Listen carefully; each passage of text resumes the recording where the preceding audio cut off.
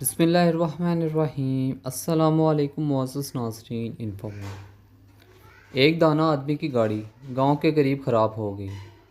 اس نے سوچا کہ گاؤں سے کسی کی مدد لے لیتا ہوں۔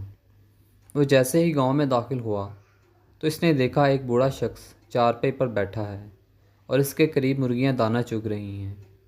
ان مرغیوں میں ایک باز کا بچہ بھی ہے جو مرغیوں کی طرح دانہ چگ رہا ہے۔ وہ حیران ہوا اور اپنی گاڑی کو بھول کر اس بوڑھے شخص سے کہنے لگا کہ یہ کیسے خلاف قدرت ممکن ہوا کہ ایک باز کا بچہ زمین پر مرغیوں کے ساتھ دانے چگ رہا ہے۔ تو اس بوڑھے شخص نے کہا، دراصل یہ باز کا بچہ صرف ایک دن کا تھا جب یہ پہاڑ پر مجھے گرا ہوا ملا۔ میں اسے اٹھا لایا، یہ زخمی تھا۔ میں نے اس کو مرہم پٹی کر کے اس کو مرغی کے بچوں کے ساتھ رکھ دیا۔ جب اس نے پہلی بار آنکھیں کھولی تو اس نے خود کو مرغی کے چوزوں کے درمیان پایا۔ یہ خود کو مرغی کا چوزا سمجھنے لگا اور دوسرے چوزوں کے ساتھ ساتھ اس نے بھی دانہ چگنا سیکھ لیا۔ اس دانا شخص نے گاؤں والوں سے درخواست کی کہ یہ باز کا بچہ مجھے دے دیں تحفے کے طور پر، یا اس کی قیمت لے لیں، میں اس پر تحقیق کرنا چاہتا ہوں۔ اس گاؤں والوں نے باز کا بچہ اس دانا شخص کو تحفے کے طور پر دے دیا۔ یہ اپنی گاڑی ٹھیک کروا کر اپنے گھر آ گیا اور روزانہ باز کے بچے کو چھت سے نیچے پھینک دیا کرتا، مگر باز کا بچہ مرغی کی طرح اپنے پروں کو سکیڑ کر گردن اس میں چھپا لیتا۔ وہ روزانہ بلا ناغہ باز کے بچے کو اپنے سامنے ٹیبل پر بٹھاتا اور اسے کہتا کہ تو باز کا بچہ ہے، مرغی کا نہیں، اپنی پہچان کر۔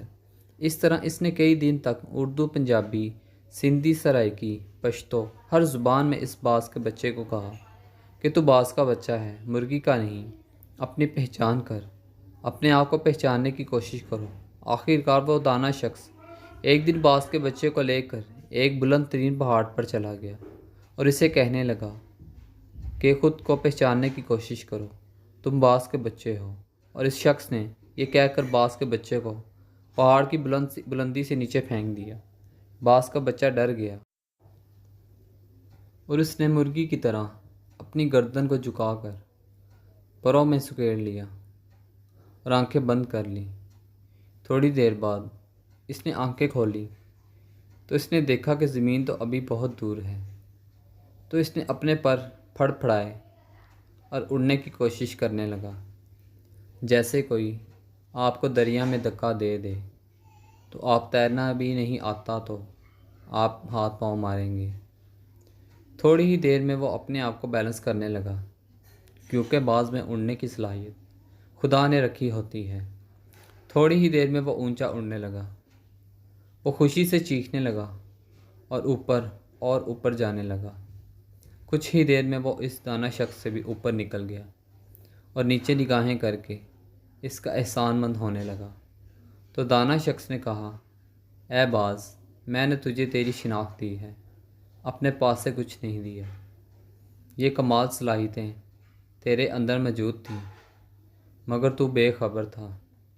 یہی معاملہ ہم لوگوں کے ساتھ ہے۔ ہماری ایک خاص شناخت ہے، ہم ایک خاص امت کے ارکان ہیں، ہم ایک ایٹمی ملک کے شہری ہیں۔